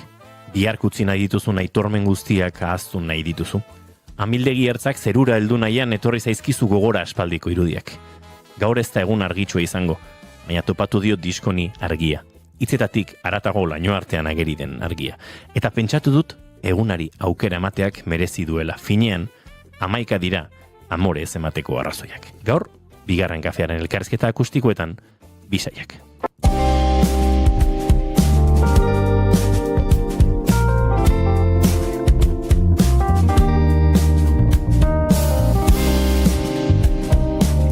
Arrate bakeikoa, Xabier Olano eta Aitana Lakuntza gurekin, eta Oier Alsua, bajua jotzen izango dugu gaur, elkarrizketa honi ies eginda, egunon eta ongi etorri iruroi. Egunon, gaixo. Ondaltzarete? Mi esker, bai, ongi. Soinu frogak egin ditugu, denak itxura ona dauka, eta... Bai. Eta formatu berezi honi forma mango diozue. Mi esker. Aitortu beharra... Arregatik. Aitortu beharra daukat, esan zenigutenean, horrelako formato... kuriosoan etorriko zinatela. Nik neuk ere zalantzak egin dituen, esan, ze ausarta ez, disko hone daukan komplexutasun eta osotasun horretan, batean bajua, ahotsa, pianoa eta tromboia, baino horrela hori funtzionatzen dizu, Guk ere ez genuen oso garbi, nahiko apustu arriskatu da zen hasiera batean, ez dugulako inoizko formatu honetan, baina batez ere, hori jakinda, atera ditugun abesti gehienak reggae musikan oinarrituak direla, gian horrelako formatu akustiko batean jotzeko aproposagoa iruditzen zitzaigun abesti lasaienak edo hartzea, eta abesti lasai horietan tromboiak zuen batez ere protagonismoa, eta orduan formatu hau hautatu dugu. Tromboiari ere atera bartzaio, soinu goxo eta eder hori, baino atera diozu, pixkat mimetizatu zarete giroarekin, Aitana, eta uste dut hor lortu dugula, sonido oso gozoa. Naiziko proba horretan egin zaigula pixkat arraroa ez, inoiz ez dugu probatuela, baina gero ja hartu diogu forma eta aurrera eraman dugu. Entzuleok ez da jaipa egiteatik, baina geratu hor, ze laizzer entzungo ditugu eurak bi kantu akustiko gurekin egingo dituztelarik. Diskonen sormen prozesuak ez du aurrez idatzitako gidoi zehatzik izan, alaxe dio liburuskak. Gure gidoia hemen amaitu da. Baina hori nik diot barkatu, gure gidoia hemen amaitu da, baina galderak ez dira faltako. Nik bat zuen mezu horren arira. Etengabe aldatzen ari den talde baten une jakin bat besterik ez du erakusten grabazio honek, diozue. Zemat aldatu da, grabaziotik, gaurdaino, momentu jakin hori. Berez, grabaziotik gaurdaino, logikoki aldatu da, etengabe ari gara aldatzen, baina diskaren barnean ere, bi etapatan grabatu genuen diskoa, eta disko barnean ere guk behintzat nabaritzen dugu lehenengo aldi horretan eta bigarren aldian grabatu genituen abestien arteko ezberdintasunak ez. Grabatu genuenetik ona berez kontzertu bakarra eman dugu, orduan praktikan ezakitze puntutaraino aldatu garen talde gisa, baina batez ere zen hagen gure kontzientzia ere lasaitzeko eta batzutan ematen du disko bat grabatzen duzunen jaur iozkortzen dela hori zure identitate musikala nola baita edo, eta agian gure kontzientzia nola baita ere zuritzeko esateko, lan egin hau egin dugu, baina lan hau momentu batean gorputzak egitea eskatu digun gauzatxo bat da besterik ez, eta aurrera eginen dugula. Ile eskortzen badazuk, esan duzu, kolorea bintzatetza jo falta, diskoari. Ez. Zakit, saiatu gara musikalki ere puntuan hitz bat ematen agian, estilo aldetik, egia da reggae musikan oinarritu dagoela, baina saiatu gara gure koloretxo ematen zuk diozun bezala.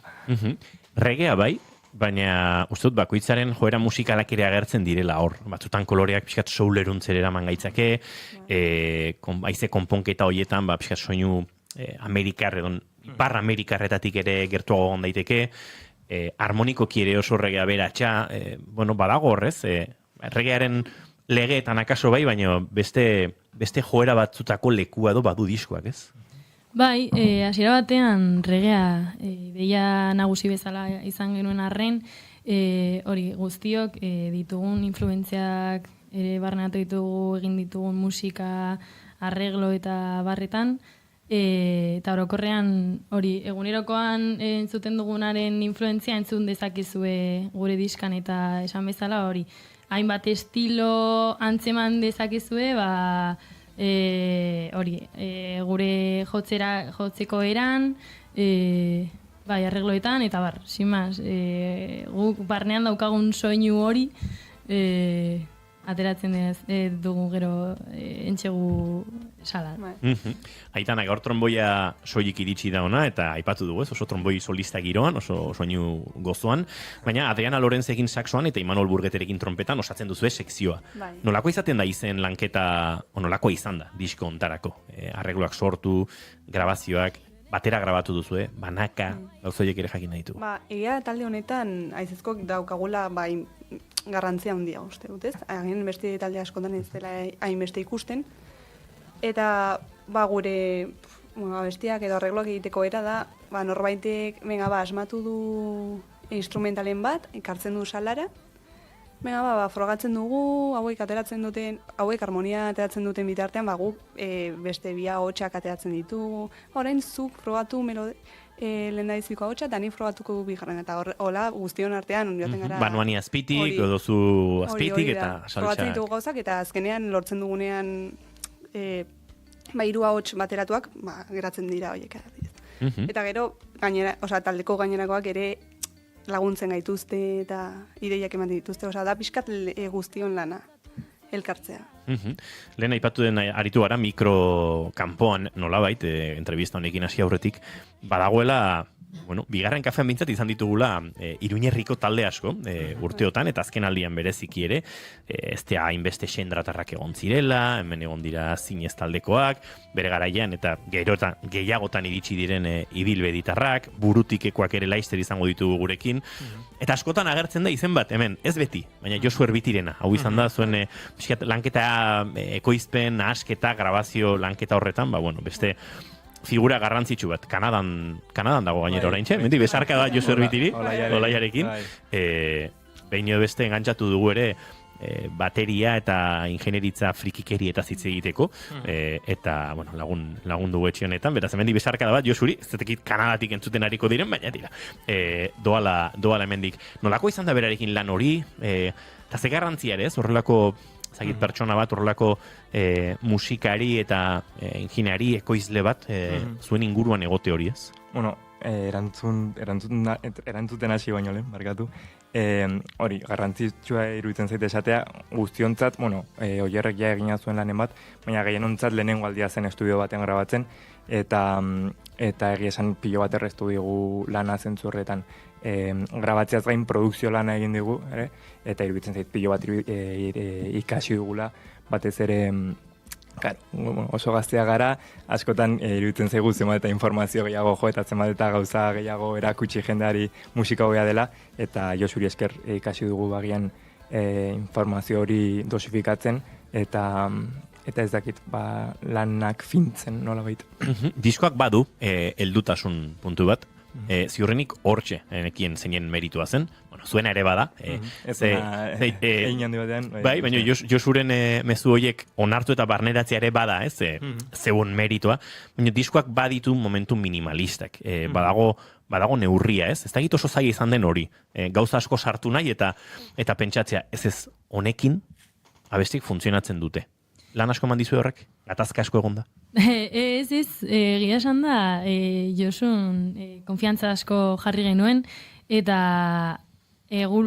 horretikan lana eraman arren, hor estudioan izan zen, hori, detaile fin horiek finkatu ziren lekoa, eta hor gure ustez, markatu zen ezberdintasuna, eta proposamen gure ikuspuntutik ona eramaten genuen arren, berak jakin izan zuen hori beste puntu batera eraman, edo bere aholkoen gatik hori lortu dugu. Hortxe da, berez, aipatu duzu gazteria hori, 18-20 artean zaudete, hemen zaudetenak, behintzat, ez da talde osoan ere hau konstante bat den? Bai, taldeko zarrenak 23 ditu. Bai, 4. 24, bueno. Bueno, bez, 24 urte Imanol Burgete trompetistak, eta denak hortxe 18 nolabait horkila horren barruan, eta gehientsuenak behintzat musika ikasketak egiten, izan grado profesionala edo goi-mailako gradua, baina bueno, konservatorioan egurra sartzen. Guztiak ari gara musika ikasten, orain bai batzuk bakarrik musikan zentratuak, eta beste batzuk beste gauzekin, beste ikasketekin batera ikasten ere. Ez bagaude taldeko bi gaudela orainik erdi mailan, baina bueno, badugu goi mailara joateko intentzia, eta gero gainerako guztiak daude goi mailan ja batzuk bukatzen, eta beste batzuk haien bigarren urtean. Noait entzuleak okatu ere egingo dugu, goi mailako ikasketak zenbat urtez luzatzen dira oraintxe, 4 urteko epe batean, dena ondo balin badoa, eta horrainoko bidea beti egin beharrik ez dago, baina askotan egiten da, gradu profesionalarena, zenbat urtetan egiten da oraintxe? 6 urte. 6 urte. Baina baduzu aukera egiteko 2 kurtso urte berean. Orduan, dena oso ongi parentesi artean, Aitana oso ikasle hona da, eta dezake edo zeinek egin. Bai, ulertzen dut, baina bueno, egin daiteke. Zure goi mailarako iritsiera noizko daukazu hor ikusita, Aitana? Aurten ari naiz egiten 5. eta 6. maila beraz bukatzen dut aurten, eta nire ideia da urrengo kurtsoan basartzea. Dena ondo jaten baldin bada. Espero dugu dena ondo joango dela.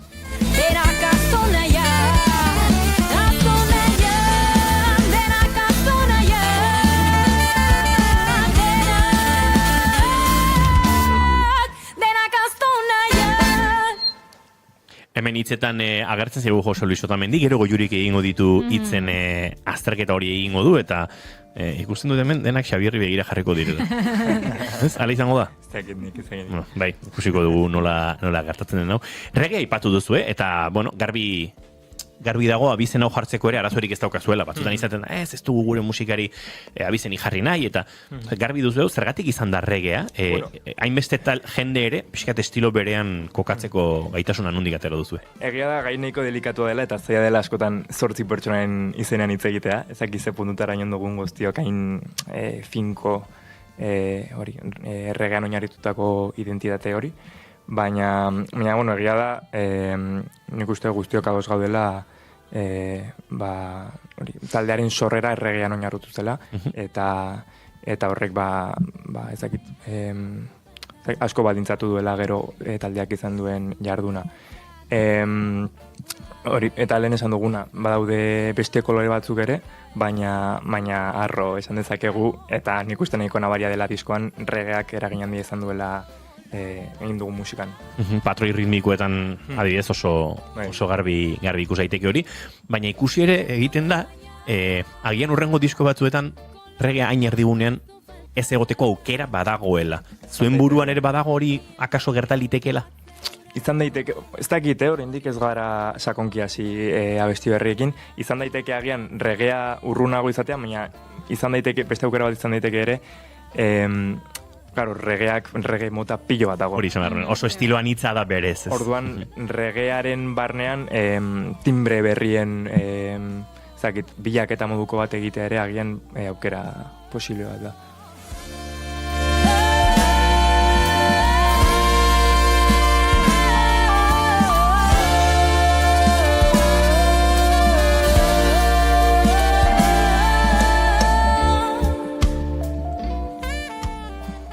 Tira, Laizter lehen kantu bat eskatu beharko dizuegu, 2 kantu joko dituzue gaurkoan. Zein izango da eskeniko diguzuen lehenengoa? Lehenengo azken abisua izanen da.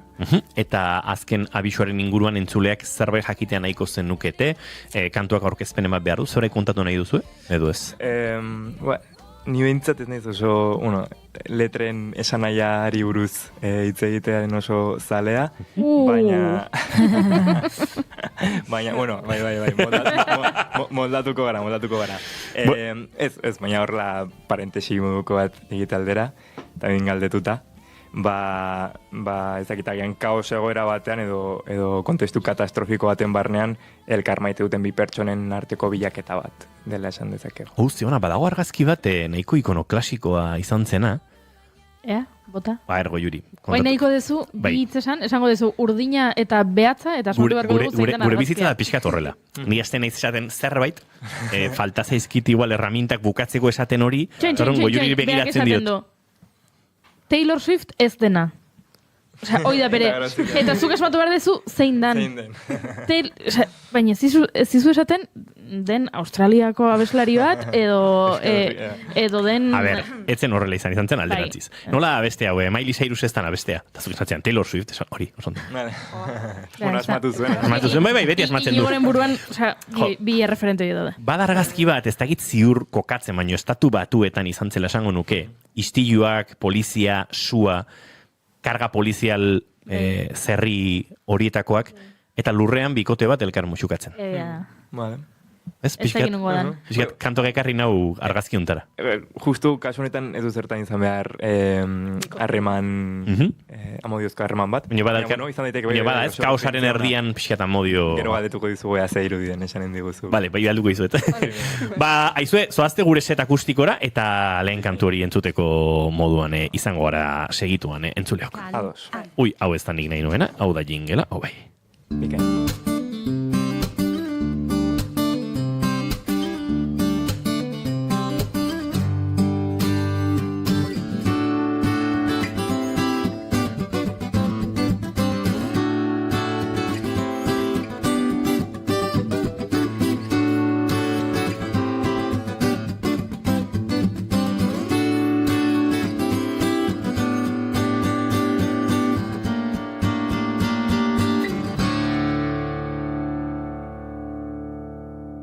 Bigarren kafearen elkarrizketa akustikoetan, Bisaiak taldea eta joko diguten lehen kantua. Azken abisua.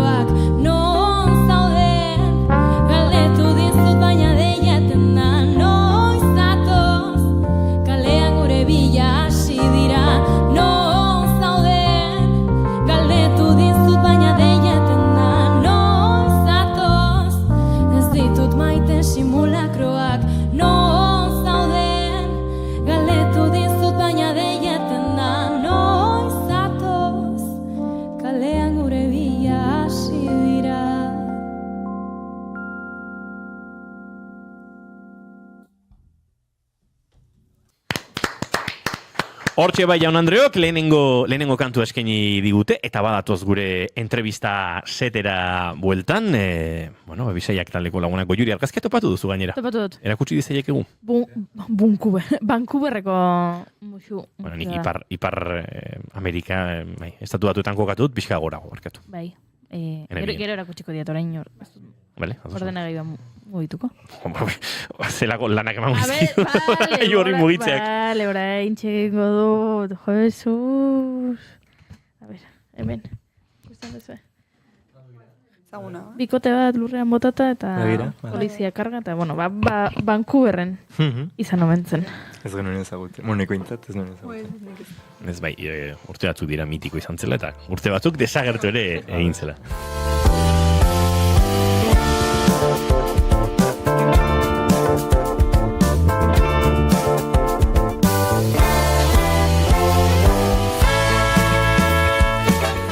Tira, bueltan dauzkagu gure entrevista setean, lehen kantu hori entzun dugu, aiz ez ondo geratzen zaion zuen musikari formatu hau. Lehenera ipatu dugu, baina orain entzulek entzun dutela, funtzionatzen du, goxotasun horretan. Bueno, hori, lehen esan dugu bezala, apustu arriskatu xamarra izan da, eta zuk ere esan duzu bezala, ez genekien zer gertatu behar zen oso ongi, baina, bueno, zerbait atera da. Esaten dute, nik hainbat musikari entzun dietzuk, batzuetan kantuen atzean, kantua dagoela eta beste batzuetan ez dagoela kantua. Eta kantu bat badagoen edo ez dagoen konturatzeko, azentzarela instrumentuak entzen, eta kantuak jarraitzen badu funtzionatzen, hor kantua dagoela.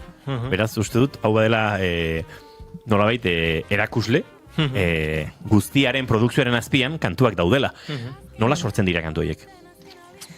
Lehenbizka bat azaldugun bezala, orokorrean Xabierrek entxegura ekartzen du letra bat, eta horren gainean harmonia bat jartzen zaio, ni moldatzen naiz ere melodiarekin, eta aizezkoek egiten dute haien lana, harmonizazioekin eta bar, baina orokorrean hori, guztion artean sortzen ditugu abestiak, eta lan hortan hori denak gaude zerbait, zertxo bait gehitzen, oierrek bere mobidak ere proposatzen dizkigu, bueno, eski guztion artean sortzen da, ez dago ezakit.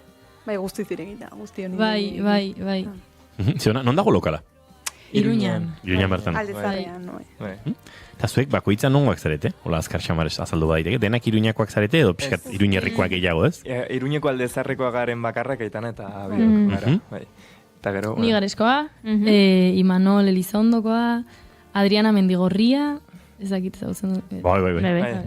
Eta Oier Errotxopeakoa.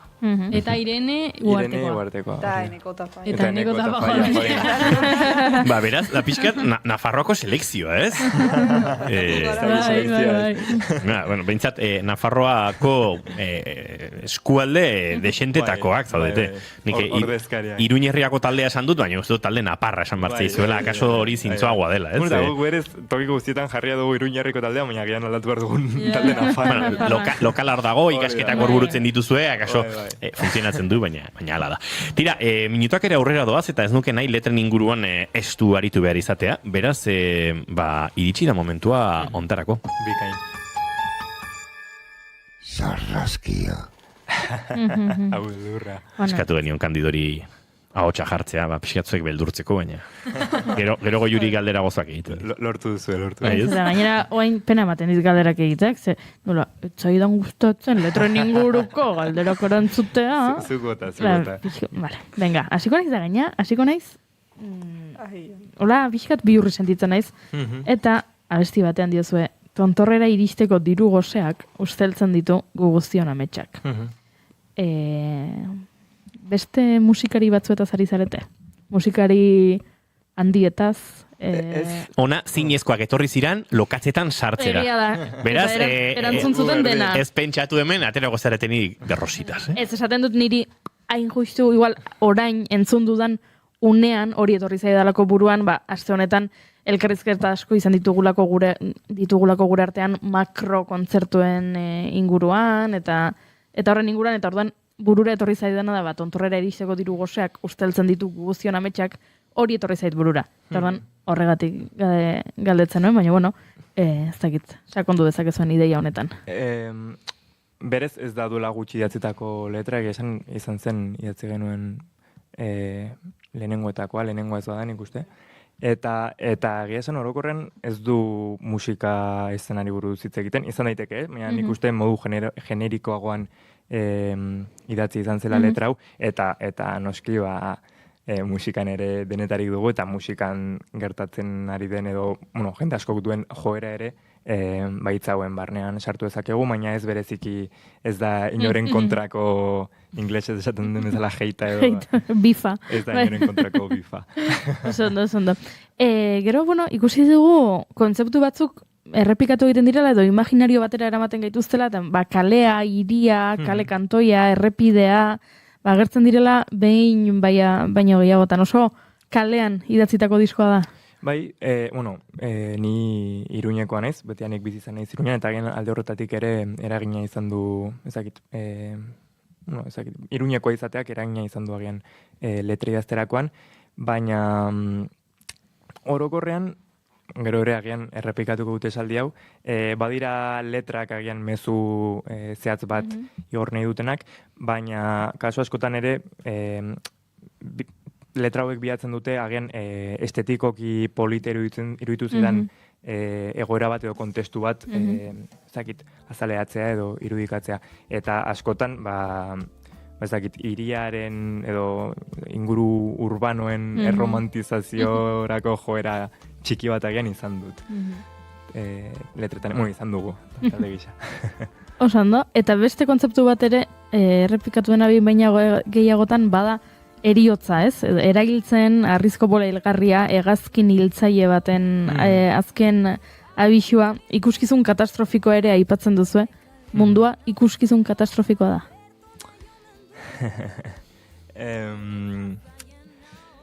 Gaur egun nahiko, esan dezakegu, ez?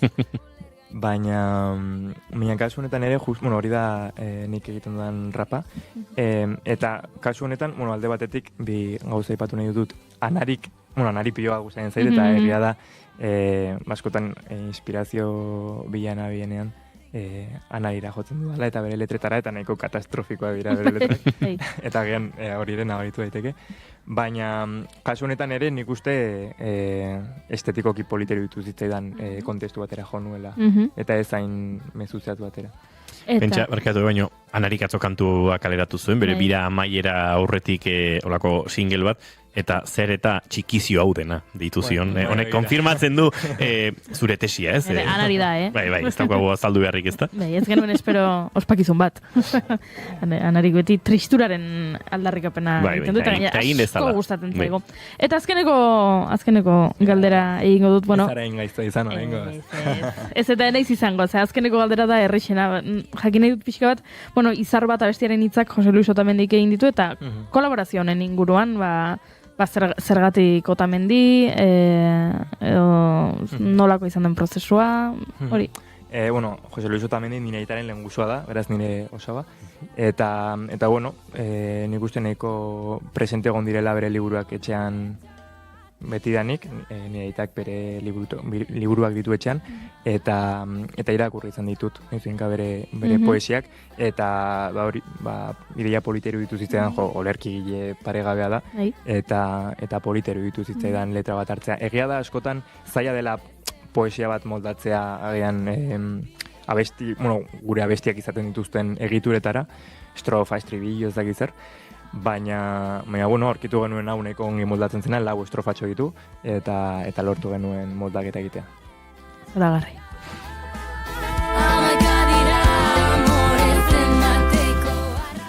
Zamaro ari gara entzuten, 11 gara amore zenbateko arrazoia, badago argia, lehen aipatzen nuen sarreran, disko honetan ere, eta batez ere letretatik aratagoren musikan badago argi hori.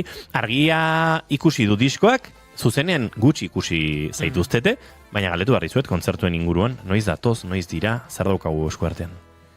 Hurrengoa aske jaialdi hortan izango da, abenduak 27, eta horren, bai.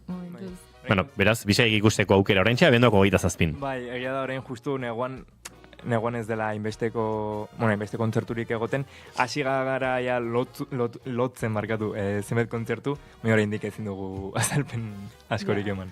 Ondo da. Ba, entzuleok jarraitu sareetan, bisaiak eta joango zarete jakiten euren berri. Eguerdik 12 gertu ditugu eta agurtzen hasi beharra daukagu, baina tira, mila esker laboi gaur gurera etortzeagatik, jarraitu jotzen, jarraitu musika egiten, urrengoan zatoztenean ja denak superiorren egongo zarete, urrengo disko orkestera, eta jarraituko dugu formato bereziekin jolasean, ze bigarren kantu bat eskatu behar dizuegu, eta uste dute bigarren kantua izar bat izango dela. Zerbait kontatu nahi duzu izar baten inguruan, hau librea da, berriro diot, librea da. Hori, Jose Luis Otamendik egindako letraren abestia da, eta besterik gabe. Ea guztoko da. Irukote, laukote hobetu esan da, nahiz eta hoi errore entrebistatik kanpo geratu zaigun, mila esker, eta zoazte, gure set akustikora nahi duzuen arte.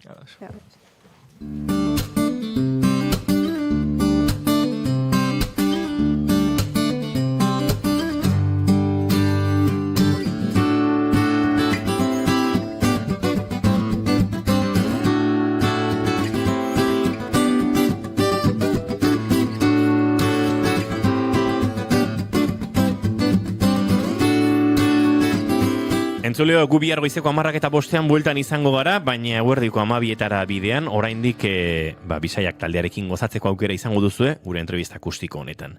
Laukote, mila esker eta nahi duzuenen.